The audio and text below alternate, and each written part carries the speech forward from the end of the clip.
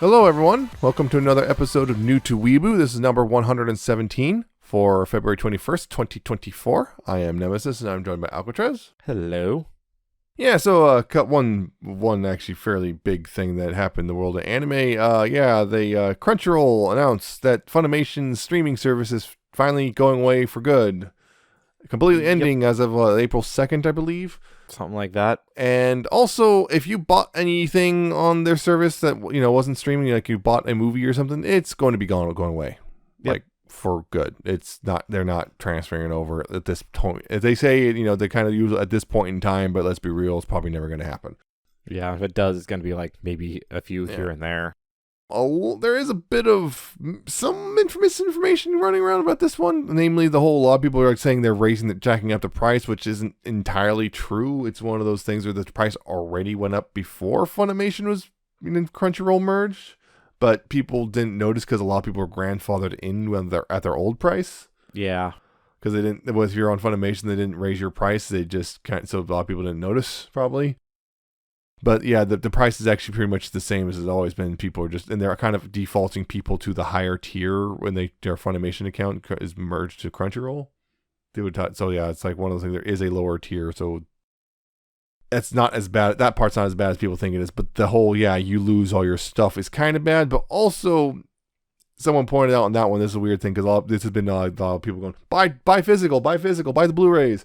And it's like most of the people who had digital copies on Funimation were people who redeemed the code they came with their Blu-ray. Yeah, they already have it. Because apparently it was really difficult to actually buy a movie on the service. Yeah. Apparently it's really difficult, so I'm willing to bet that most people's movies were stuff they already redeemed, so they did buy the Blu-ray. So yeah, I've only got one thing, and it's because of a code that you gave me. Yeah.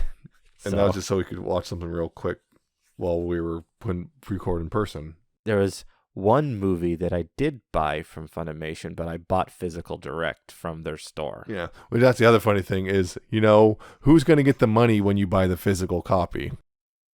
Sony. The people you're angry at right now. There is a point to it. They can't take it away from you. No, but I'm just saying, you're mad at them, you're still going to give them money. Although they can make it harder even if you do buy physical. Yeah, that's one thing I'm a little concerned about because, like, for example, I've been buying the Love Live physical copies. They still haven't even announced a physical copy of Superstar Season 2. Yeah.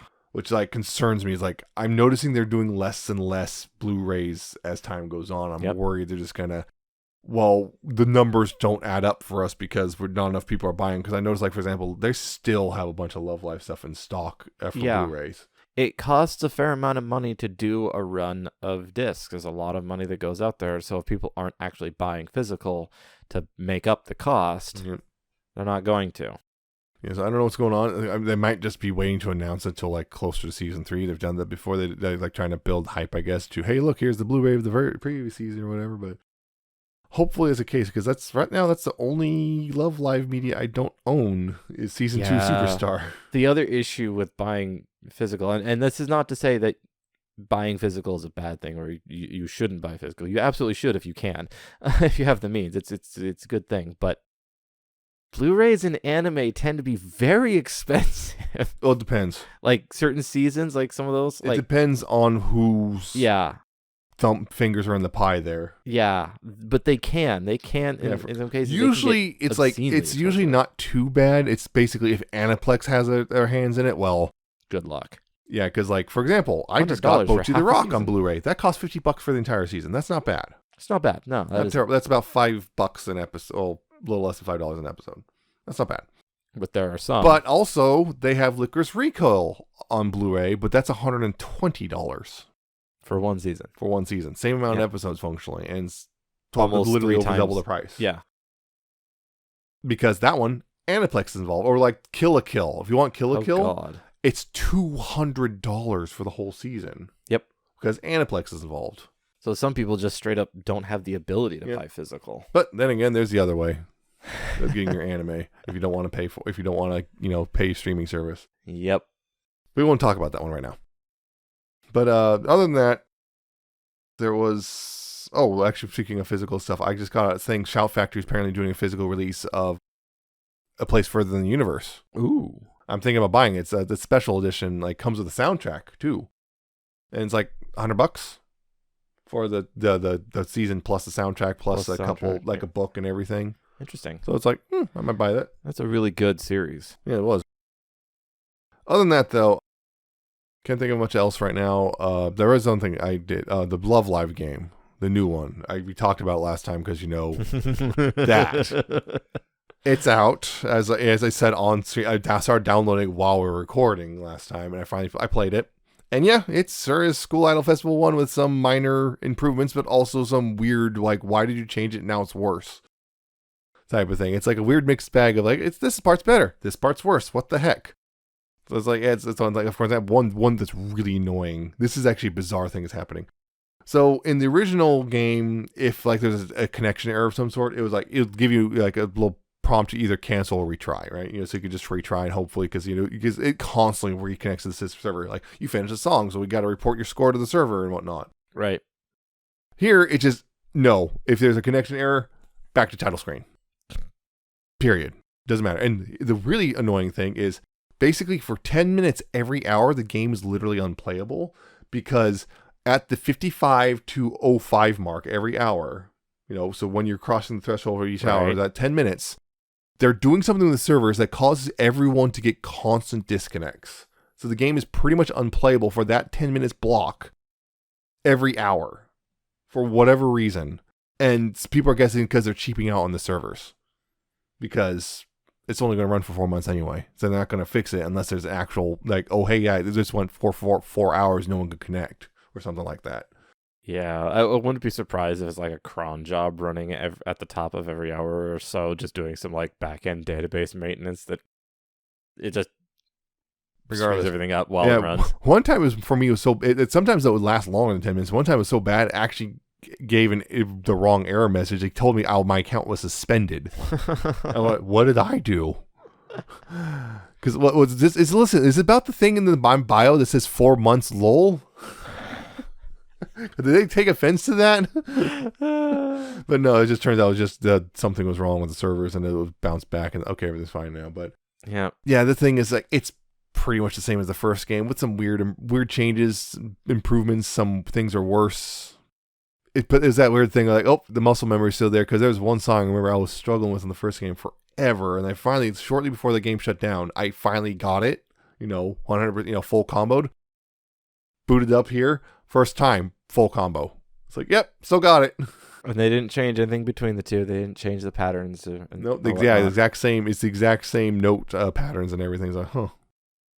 Although there are a lot of new songs. For example, Leela's actually in the game now, so there's that. Also, they have what's surprising me is they have the Genjutsu no Yohane songs in there. I was like, oh, that's nice.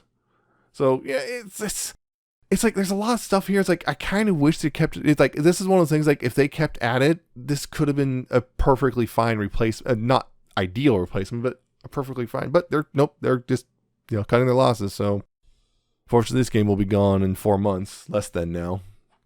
But just man, there's something weird about it. Like on one hand, yeah, it's the same game, but on the other hand, man, it's kind of nice to be back. Regardless, I'm kind of going. Yeah, way into the weeds. You're getting into the weeds on that one.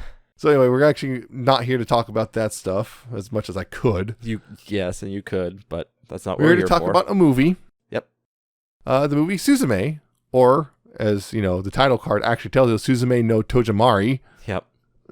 Locked door. So I was like looking at the title card. Wait a minute, that doesn't just say Suzume. It says Suzume no something. I don't know what that says exactly. It's kanji. Yep. Everything except for Toji is easier to read. But that part is in kanji. It's like, what does that say? Tojimari. It's like Suzume's locked door.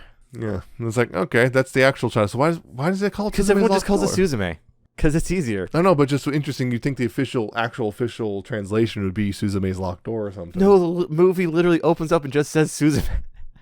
No, it does. No, it says Suzume no Tojimari, but the English subtitle says Suzume. Like, I noticed that. That's wrong. Yeah, that's wrong. Crunchyroll's subtitle there, just Suzume. Because that's Suzume what the official translation. Yep. Suzume it's just weird. But and all the marketing just calls it Suzume. Yeah. So But again, it would have said the marketing would have called it Suzume's Locked Door if they translated it differently. So it's just one of those. It's one of those weird localization things. That I guess sometimes Suzume happens. is kind of just catchy. Yeah, it's a much more. I don't know. Suzume's Locked Door. I don't know. Maybe someone was freaked out that Suzume's Locked Door had a weird implication or something. Yeah, or Locks Door, or I don't know what the exact. Well, yeah, form localization of it, would have changed it, but yeah, Suzume's Locked Door at least. Like, huh?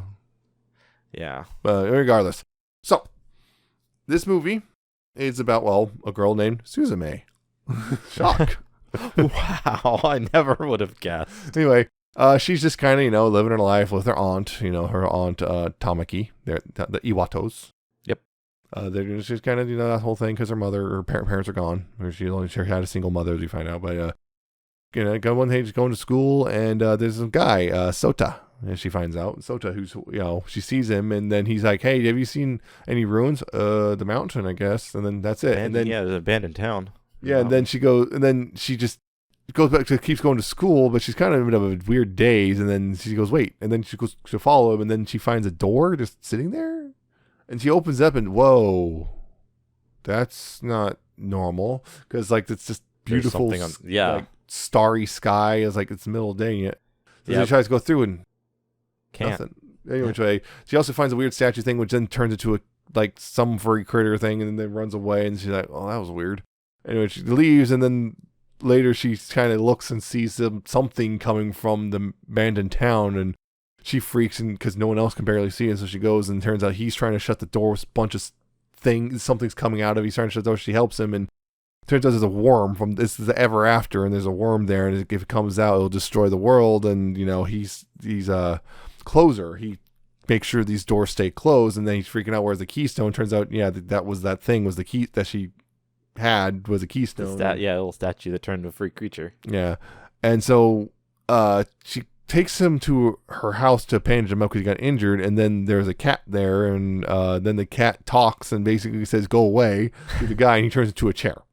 He turns into the chair that was already there. Yeah, he was sitting there on the chair, and then he turns into the chair, and that's interesting in of itself. And then the two of them have to go across Japan and close these doors that keep opening, trying to, keep the world worm, safe. yeah. And then eventually the thing was they get to the door where it's like, oh no, he has to become the keystone now because the cat decreed it, I guess.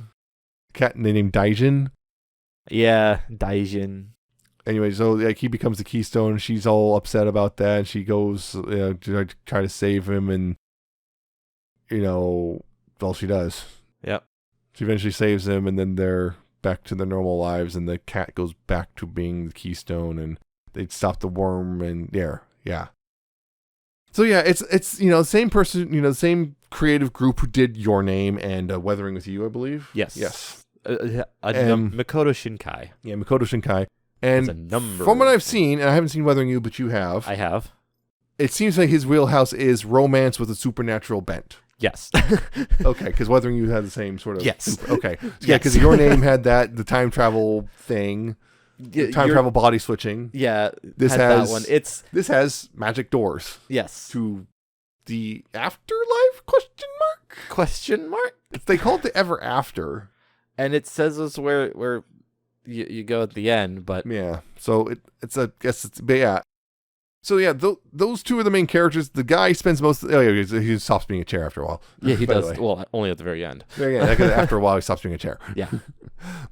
So yeah, this whole thing here is overall. My thoughts on the movie are kind of mixed. I like it overall. I do have some issues with it. It is a very beautiful movie. The soundtrack's great, and the characters are mostly likable. Kind of weird. There's weird stuff going on, but that's kind of the part of the course of these some movies from I've seen. Just weird stuff happens. Not even just supernatural, just plain weird. Plain weird. So yeah, I do have a couple things about I'm not sure I like that. Right. So yeah. Yeah. So I've seen the 3 latest of Shinkai's works, which is Your Name, Weathering with You, and now this one. He's got a bunch of other ones under his belt from earlier. I think 5 centimeters per second was another relatively popular one, but Your Name was really the big hit. Right. But from those three, I can definitely tell Shinkai's definitely got a particular writing style, and he writes a very... I don't want to say he writes the same story every time, because that kind of sounds bad. Yeah. And in some cases, it can be, but you can definitely tell he's got a structure that he likes, that he writes the very similar structure, which sometimes can be a sign of lack of creativity, but also sometimes it's very much not. Yeah. Sometimes that's the point, like a haiku. You have a structure and you see how what kind of things you can do within the same structure. But yes, I enjoyed it. I liked it. I still think Your Name was a better movie of his. Right. I didn't think anything was particularly bad, but it did have some weaker elements in its storytelling and just choice of how to do things, I guess. They could have been probably a bit better. I also have a bit of a chip on my shoulder about this one because there's something I found out about it before I watched it. Oh? Yeah, I'll get to it a little bit. Yeah, so there seems to be sort of one of his structure things that he does. There's like a particular pattern. Mm-hmm. A weird, I wouldn't say weird, but like a not quite twist near the end that kind of changes something. It just seems kind of there. I think this one's very much more of a, why is that even there? Yeah. It's interesting. Like, in itself, it is interesting, but it feels kind of odd. Yeah. The ending scene in the Ever After with... Yeah. It's like, okay, I see what you're doing, but it does seem kind of... It feels weirdly tacked on. It does. That was one thing. It's like, okay, that's like a weird time loop thing that you just did, but it seemed like it came out of left field. Let's make it extra special. Yeah. Yes. Yeah, it feels like it's, again, it's not bad per se. It just kind of feels out of the left field. I see what they're doing, and I've seen it done in other ways. I just think it was a little bit odd. But there's a couple little things there, but nothing like horrible. Yeah. Overall, I did enjoy it. And like you said, it's Makoto Shinkai, so it's beautiful. Mm-hmm. Absolutely beautiful. Yeah. I really, really like the art style that Shinkai has for all of his work. Comics Wave, probably. Yeah, Comics Wave. Yeah, Comics Wave Studios. Yep. Hey, look, there's a lot of Makoto Shinkai's work. That's weird. It's like he works with them or something. And yes, the music is, once again, Radwimps. Right. They did the music for Weathering With You and Your Name. Apparently, the studio worked on Inferno Cop with Studio Trigger. So, that's very different. But yeah, it's really beautiful. The story's interesting, but if you've watched the other Shinkai movies, you have an idea. You have an idea of the structure. Yeah. The details are all completely different. Right. But you start recognizing, like, okay, I see what you're doing. What you're doing here. Let's see where you go with it. Right. My big thing here is almost feels like the romance is practically incidental. Like, it's like, oh, it's there, I guess, but like, yeah, I didn't really feel like a romance actually really happened. She just decides she loves him, and that's it. Yeah. Well, okay, I think it is kind of there. It is interesting between the other two. He's got more, but between like Your Name and Weathering With You, those ones are definitely have much more romance to them. This one's just fairly light on the romance, and it does feel like it should have been more because she has this attachment to him, but you don't see it develop much there other than, they spend that time running around. The only thing I can see that would trigger that a little bit more is, well, no, because that's not even true. No, that's not even true. Yeah. Because it was almost assumed that she's seen him before in her dreams, but that's not actually the case. Yeah, it's not. She saw herself. Yes. Because that's a weird one, because the very opening is she's having a dream of the Ever After. Yeah. Apparently she continues to have those dreams of the Ever After. And you see that she sees someone, but they don't show their face. Yeah, it turns out to be in the beginning.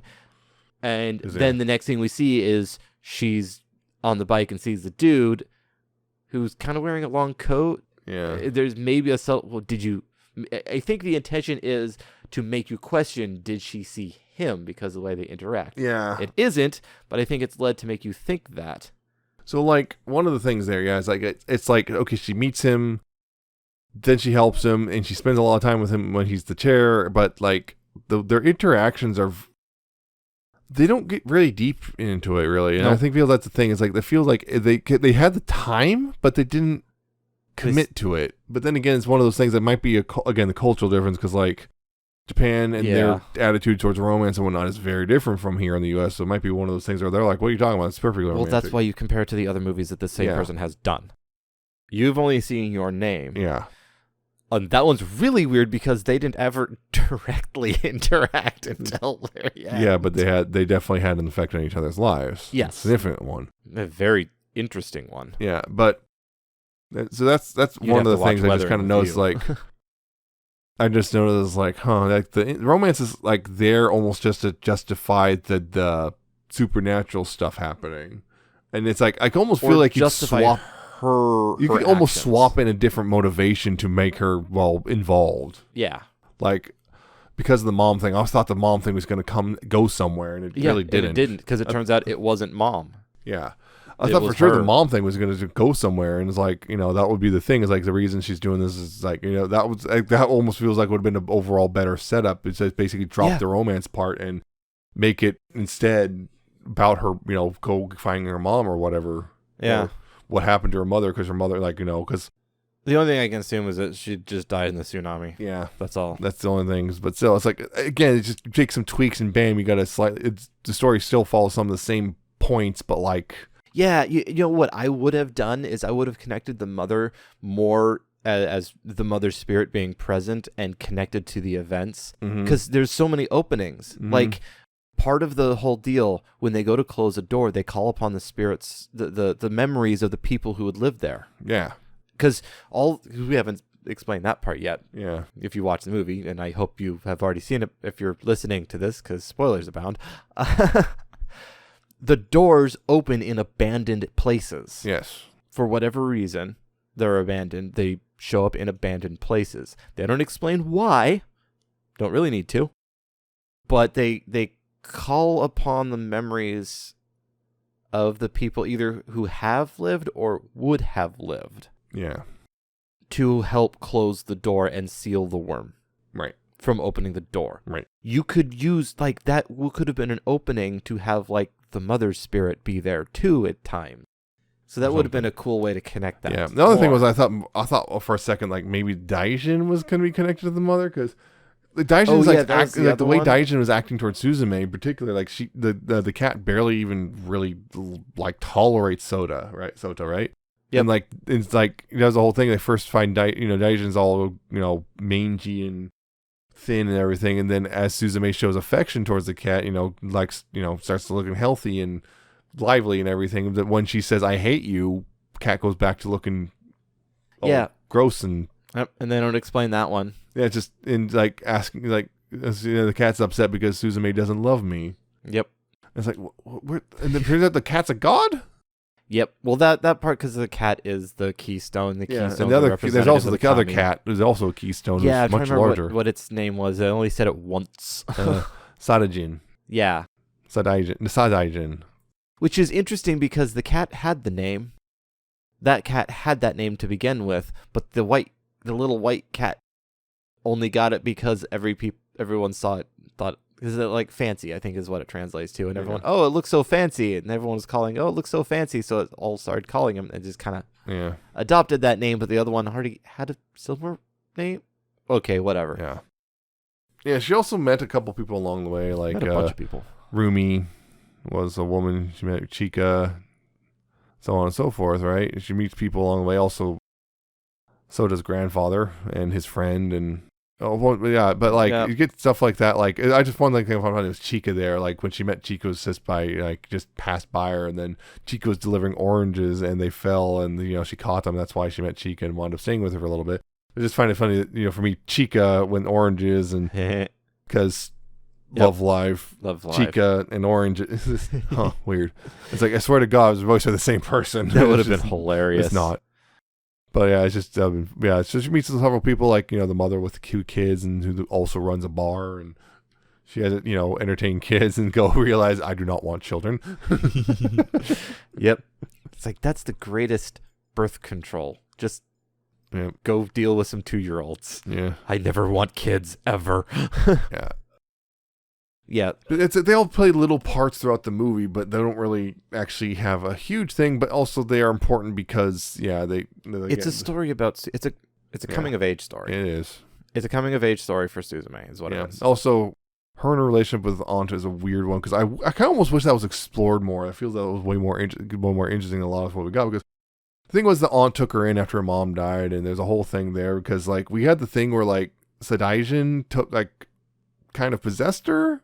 Yeah, and, like, that made was her weird. That's the thing, was like I was like, okay, so those are actual feelings, but she said Sadaijin was doing something for some Then reason. just doesn't afterwards. That's weird point that was like, what? Because any which way they got into a shouting match because, like, you know, the whole thing, like, you know, Suzume says she feels suffocated, and then the aunt's like just, you know, basically yelling her to give, get on my, get out of the house, give me my life back because I, raised you for 10 years and I can't find a boyfriend because I basically have a kid and no one will take me. Yeah. Which is funny because you realize you got a guy who's pining for you the whole time. Right there. Yeah. Guy right there clearly is into her. Minoru. And she just doesn't see it. But, or does and doesn't. One of the things. Doesn't reciprocate. One of the two.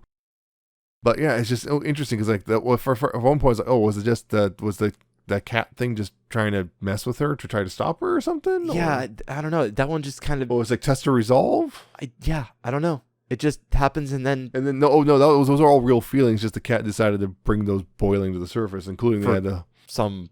Yeah, reason. The whole thing, like, we get the flashback to like, Suzume's on saying, "I'm your mother now. You're my daughter now," and it's like, I don't remember saying that. Yeah. It's like, oof. Yep. That's one of those, like, yeah, they hurt each other pretty bad right there. Yep. Although Suzume caught that.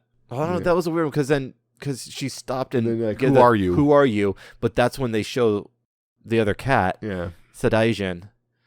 So it's like, were you saying that to your aunt, or are you saying that past your aunt because you saw the cat? Yeah, I think it's just past.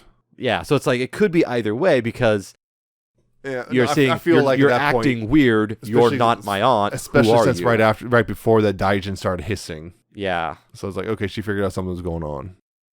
But yeah, that's one. That's like, I feel like they could have done more with that and they didn't. There's a couple points like that. Yeah. That's a general feeling. Like, I enjoyed it, I liked it, but there's some weird points. I feel like they could have done it better or differently. The reason I said this before, why I have a chip on my shoulder about this movie, is because I saw the interview where Makoto Shinkai said that at one point Soda was a girl. Oh. And then some executive went, "Nah, we need mass market appeal." And like, really frustrating to be like, okay, yeah, she's going to be hanging out with a chair and falling in love with a chair. Okay, that's fine. Oh, this is a girl. This is going to be a girl. Oh, we can't have that. Our research indicates that homophobes don't like gay romance, but we do like homophobes' money, so you need to change that. Right. That is, I hadn't heard that interview. Yeah, I saw the interview. Like, they basically said at one point Soda was going to be, and that's one thing I noticed, that the point where they first met each other felt very, like, I'm looking at it like, this feels like this was left over from the early version. Because, like, the way this is all presented feels more like what I've seen in a lot of Yuri romance and anime and manga. Well, like the passing on the hill. Yeah, the passing on the hill, her saying "kirei," pretty and not like handsome or anything. Yeah, that particular word is like, it's interesting. He was also kind of pushing, although I can't really say that too much, but he was kind of pushing that bishojo. Yeah, well, that's the thing. But that is also common for guys too. Yeah, the way the practice, it's like one of those things where it's like, if that initial encounter felt very much like this was how it was written initially when Soto was a girl, and they just didn't bother changing it really. They felt like they didn't have to. And then the rest of it, it's like, okay, yeah, but it's like it's because there's stuff like that. It's like, Yeah, that would have been cool. It's like, would have been. I think it would have been a deviation from Shinkai's standard romance. And most of them, I think all of them so far have been straight romance. But yeah, that's what he said, that was the case. But then, executives said to change it because they were worried about mass market appeal. Right. So it was changed. And unfortunately, Shinkai, ever since Your Name and whatnot, is a big name. So a lot of executives are going to want to get their hands involved because they want their name on the poster. Yeah, it's like eventually it's like if he's big enough name, he should be able to have enough polls say no, we're doing it this way. Possibly. I don't think he's quite hit that much yet. Because if you're a big enough guy, big enough creator, you're just like, yeah, I want to do it this way. Well, we don't want to. No, we're doing it this way. Yeah, it depends on how much pull you can have, how much confidence you have, and that's a tough. So that's one. my chip on the shoulder. It's like it could have been. What could have been Yuri? But then you had Yuri that's barely developed. Hey, listen, we deserve mediocre gay content, okay? We could, because again, gay, anything queer is automatically just put to a much higher standard, arbitrarily so, in an attempt to try to shut it down. So we deserve to have our it's okay, I guess, stuff too. It doesn't all have to hit it out of the park. Listen, if we want to have our kind of fluffy, just it was all right, I guess. We deserve that because the standard for straight romance is, let's be real, sometimes pretty low. It's pretty low. And if a gay romance did the same thing, people will go, well, that wasn't good enough. That's not what you're talking about. Or even the good old, that wasn't gay. What are you talking about? There's nothing there that doesn't indicate it was gay. Well, yeah, with how much people deny gay even when it's plainly obvious. Yeah, they'll take any chance they can to deny it. Yeah, so I have a bit of a chip on my shoulder on that, but it's just beyond that. Yeah, it is like there's a lot of stuff in this movie that kind of is like it's frustrating because like it feels like there should be more here and there's not. Yeah, and it's weird because it's 2 hours long, but I also maybe some points were a little bit.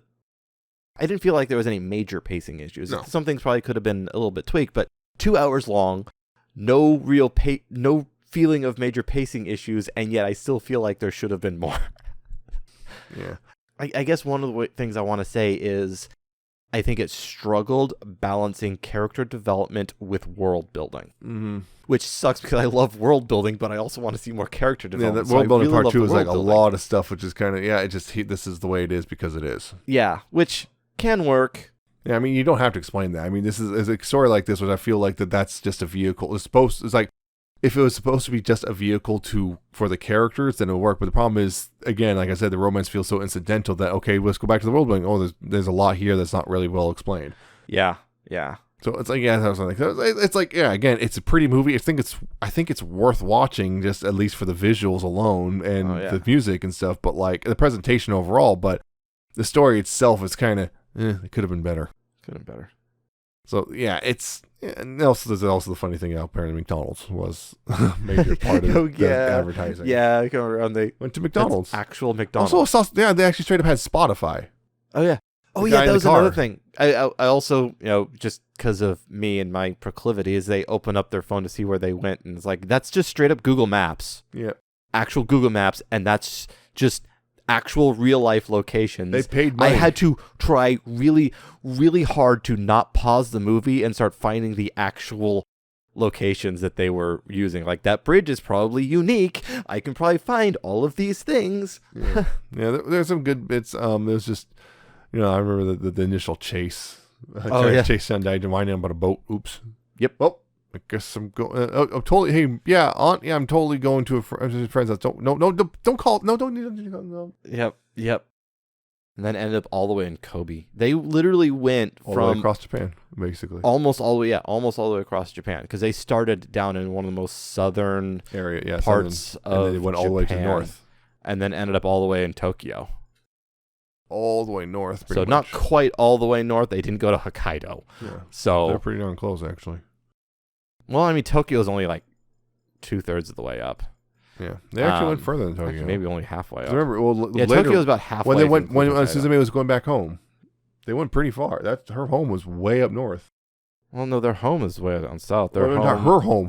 Oh, yeah, her original home. Yeah, that one's way up north. That's what I was talking about. They went all the way across Japan, basically. Yeah, because they started, the movie starts in Kushima. Yeah.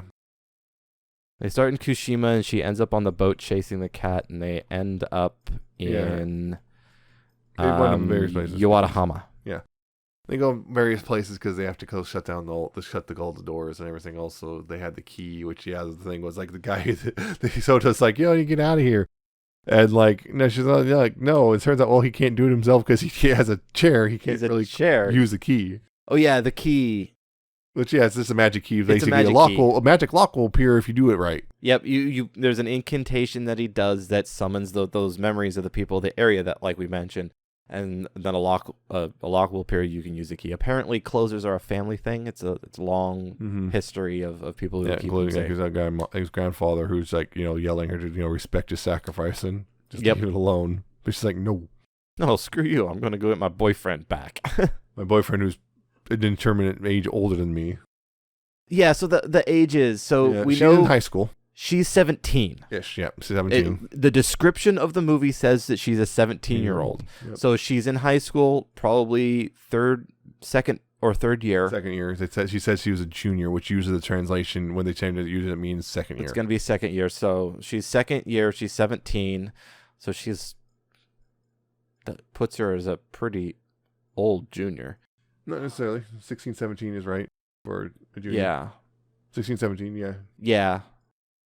But yeah, so she's second year, and he's in college. A college student. Doesn't say how far into college. But he's far enough to he's like teaching internships are a thing. He was at least taking a test. He missed a test for one. Which means he's up there if he's getting internships for teaching. Yeah, unless he's accelerated. So he's like 21, learning. 22. Yeah. So it's like... it's kind of pushing it a bit. But nothing really happens between them. As we were kind of complaining about it. We were kind of complaining about the development of the characters, but no, that was a weird thing. As I'm thinking about like Soda, I was like, what do I actually know about Soda? Actually, okay, he's a closer, he's a teacher in training, and he doesn't want to die. Okay. And Suzume is a high school student who has no parents, who doesn't care about dying, who's not afraid of death. All right. Okay. Okay. Yeah, it's one of those things like the characters themselves are like they could definitely use to be fleshed out. Which is weird. It is interesting. Apparently, they started to when they introduced Soda's friend. Yeah. What was his name? Actually, wait, I owe him money, so don't tell him. Sarazawa, yeah. Sarazawa, and they introduce him, and you do get a peek into his apartment, so you see the stuff that he's working on. Yeah. I don't know. It feels like they tried to do something that doesn't quite work. I think it worked well enough to be an enjoyable movie, but you can definitely see but like, there's cracks. I just find myself a little disappointed by it. Yeah, but it's also like if I had everything I wanted, the movie would have been like 3 hours long. That's as bad if it's good. If it's good, like there have been some great movies that are 3-4 hours long, but. Think about a good movie, you don't feel that. You don't necessarily. You're not going. What time is? How long is this? If it's a bad movie, you go, oh my god, there's still another hour left. I was a little surprised because I'm watching it, and I was fairly well invested watching it, and then we got to like the first big. I don't want to use the word just because it's bad connotation, but the first climax. Yeah. When Shota becomes the key. Yeah, I was like, this is kind of early for the movie. Yeah, it's like, wow, this seems like the finale, and big things are happening. And then I look at the timeline; we're only halfway through. I was like, it can't be almost 2 hours yet. Nope, it was not. We're only halfway through. I was like 2 hours. So I'm like, what the hell is in the second half of the movie? Then I remember thinking, what the hell is going to happen in the second half? It pretty much seems everything's like that seems pretty conclusive. Mm-hmm. Oh, basically the second half is we're undoing that. Okay. Yep. In the name of love? Question mark. Love and family. As a whole, yeah, it's enjoyable, but man, it could have been better. That's my thing. It's like it could have been a lot better. I see a lot of the cracks. I'm also, for me personally, there's also the chip on my shoulder of just it could have been gayer. It could have actually been gay at all. It could have been. That would have been cool. So I think it would have been a first for Shinkai. Yeah, maybe that'll happen some point down the line. I don't know. Maybe. A lot of people don't like Shinkai, which I don't understand, but sure. Yeah, well, if you're not really into a certain kind of story, then he's just not gonna be particularly compelling for you. Yep. So, yeah, that's it, I guess. Yep. If you enjoyed this, you could check out other episodes. We're on newtoweeboo.libsyn.com, spelled LIBSYN. If you want to, subscribe to our RSS feed there, and keep up to date with new episodes and check out old episodes if you like. There's all that there. There's the buttons at the top, which take us to most of the other locations of our podcast, including Apple Podcasts, Google Podcasts, Spotify, YouTube, Amazon Podcasts is also available. But you can also search for New to Weeaboo on any of those if you want. And yeah, do all that thing, keep subscribed and all that if you liked. If you want to contact us, you do so via email, newtoweeaboo@gmail.com. If you have questions or comments or anime recommendations or what have you. So send that there if you want. Or you can follow us on any of our social media. It's all listed at newtoweeaboo.libsyn.com/contact. It's all there, and you can follow us and also follow our personal accounts, which you can find pretty easily from any of those links. So there you go. That's the end of this one. Join us next time. I'm very excited about this one. We will be talking about Transformers, car robots. I finally get it. I finally got Transformers in this thing. And there's a particular reason I chose car robots. So, yay. We'll see how that plays out, because I actually haven't watched that full series yet. Yep. Again, as February turns into March, things are gonna, warm up. The days are getting longer, all that stuff. So, anyway, keep yourselves warm for as long as you need to. Keep yourself safe, all that stuff. Have fun enjoying watching your anime or whatever you do. And then we'll see you next time. See ya. Goodbye.